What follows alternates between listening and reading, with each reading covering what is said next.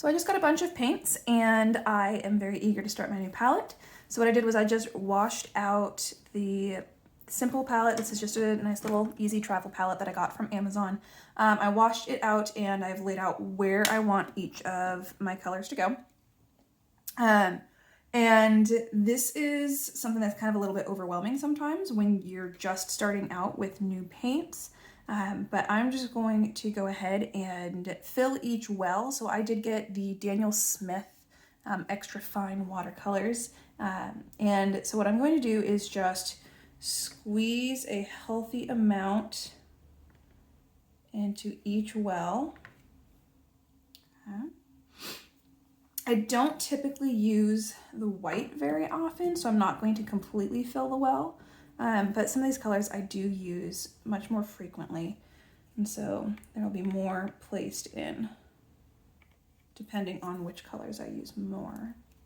So I've got the Chinese white right here, and I've got two different types of purple. And one of the reasons I have my paints laid out like this is I tend to really just like following the Roy G. Biv, following the order of the rainbow. So my paints are almost always laid out from red to violet.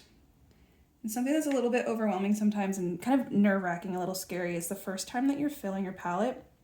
I know that for me at least, it felt like I was putting way too much paint in here and I wanted to kind of save a little bit of, like, I didn't want to use it all at once, and so I was kind of nervous.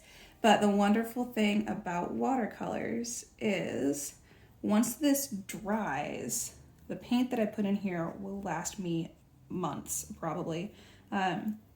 Just because I do tend to kind of mix colors and then mix large batches and then use those for more of the projects.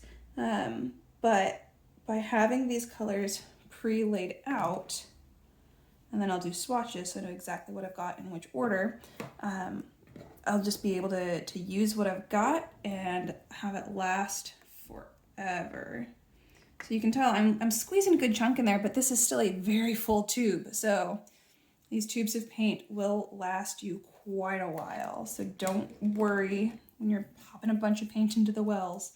I tend to let mine dry so that I can get more use out of them, since they can always be very easily reactivated. Now notice that I skipped a well here, and then I'm also going to skip a well between my green and yellow.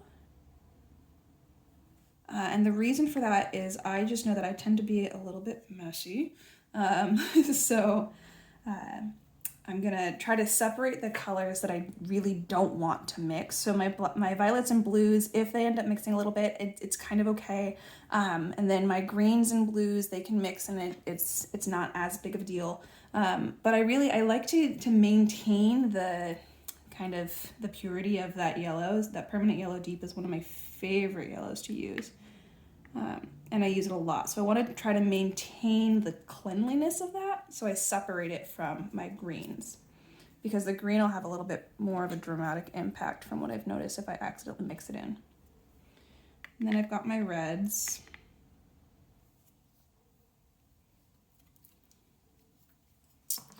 And then I'm going to be separating my browns from my reds as well. I'm going to have a couple of wells that are spaced apart.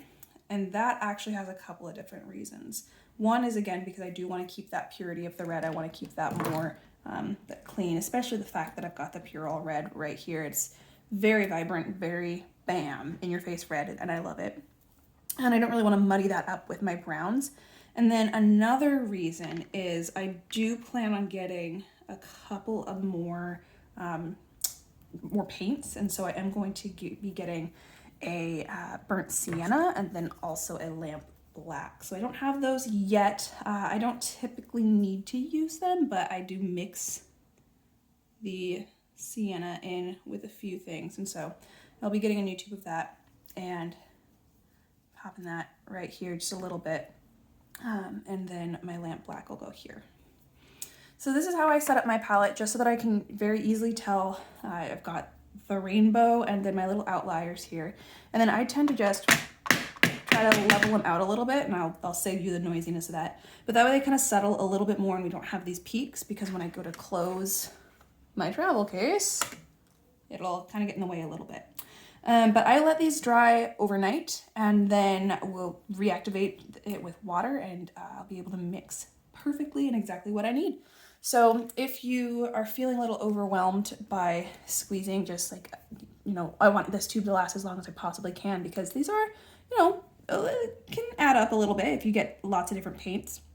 Have no fear, this tube will last me quite some time. So don't be afraid to squeeze a bunch of paint in there. You will get a ton of use out of your palettes. And if you create a key for which colors you have where, then you will always know which colors you should reorder once you start to get a little bit low, instead of having to have a little bit of a guessing game.